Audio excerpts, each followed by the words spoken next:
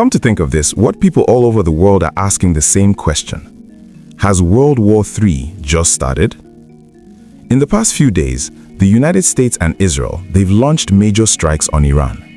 Iran has responded across the region. Airspace is shutting down, missiles are flying, and one of the most powerful leaders in the world has just been killed.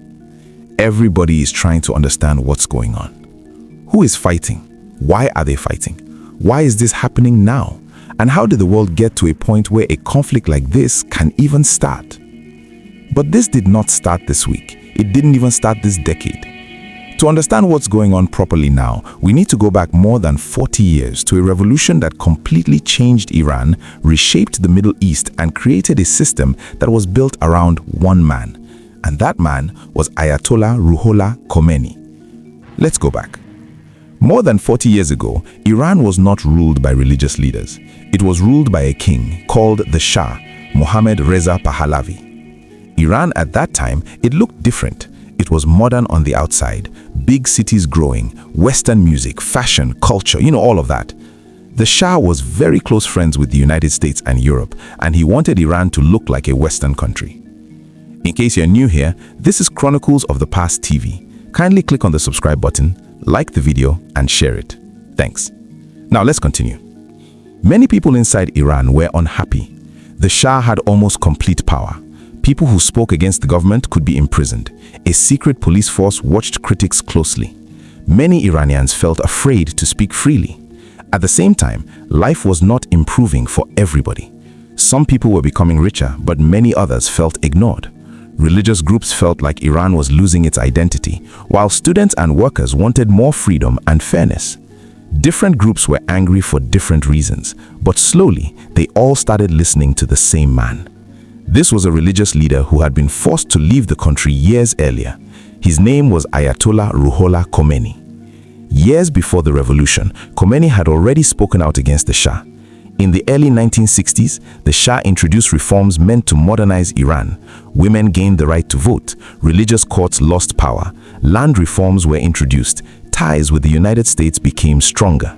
Some people supported these changes, but Khomeini strongly opposed them. He believed that the Shah was weakening Islam. He believed that the Shah was giving too much power to foreign countries, especially America.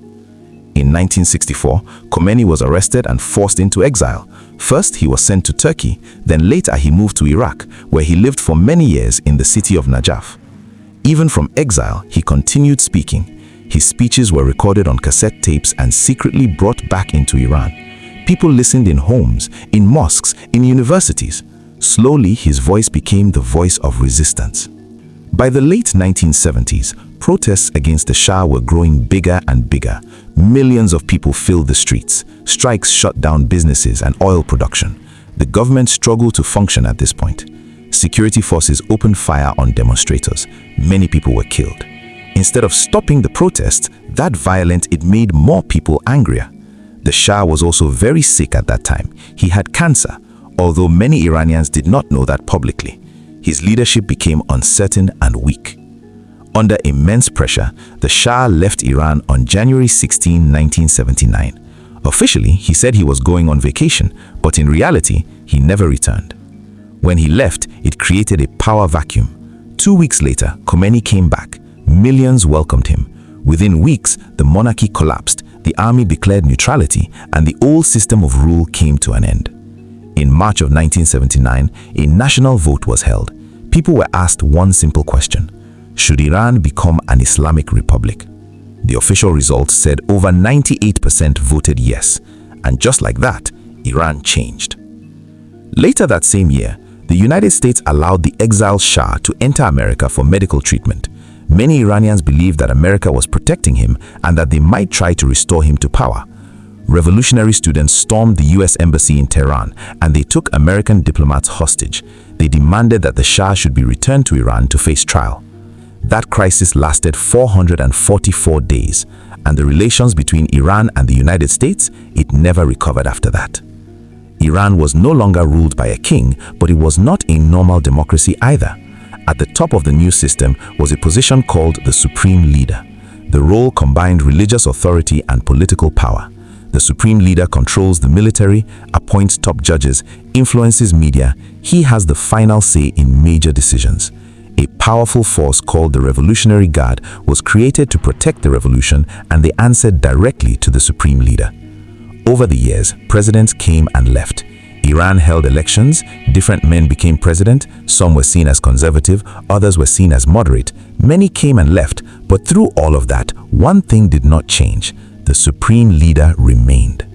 Presidents handled the daily running of the country. They dealt with budgets, ministries, speeches, international meetings, but when it came to major decisions, the military, the courts, foreign policy, the direction of the country, the final word belonged to the supreme leader.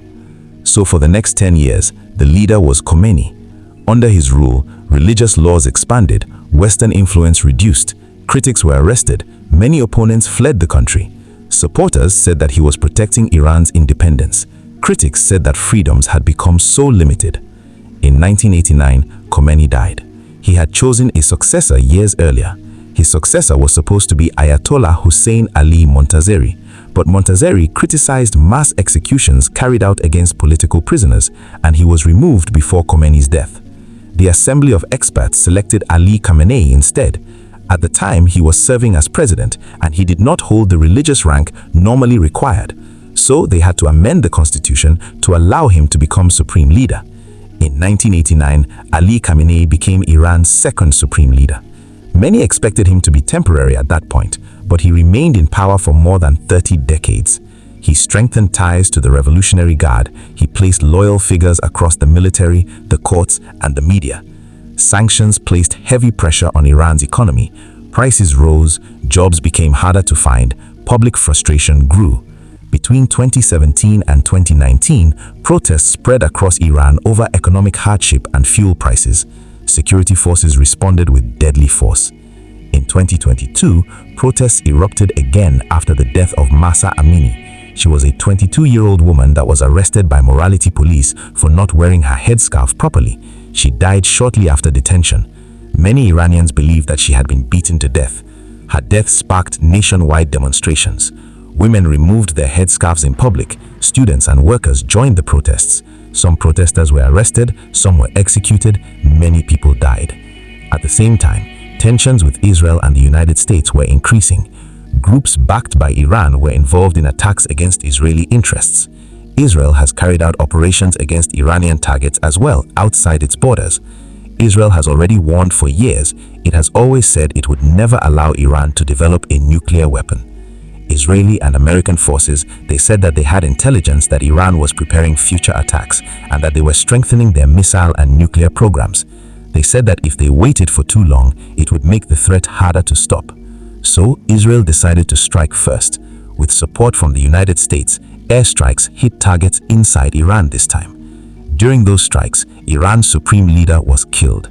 Iran responded by targeting American military bases across the Middle East.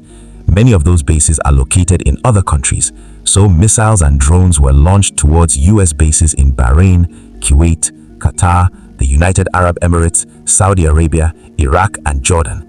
A drone even hit a British airbase in Cyprus. This time, the fighting was open and direct, not in the shadows. The death of Iran's supreme leader did not mean that the system collapsed. A temporary leadership group took control while senior clerics prepared to choose a new leader. Military operations continued and government institutions remained active. Iran now faces uncertainty as tensions across the region remain high. What is clear is this: the events that we're watching unfold today, they did not appear overnight. They are a result of decades of unfinished conflicts stretching all the way back to the Iranian Revolution more than 40 years ago. And whatever happens next in this conflict, it will shape that region and probably the whole world for many years to come.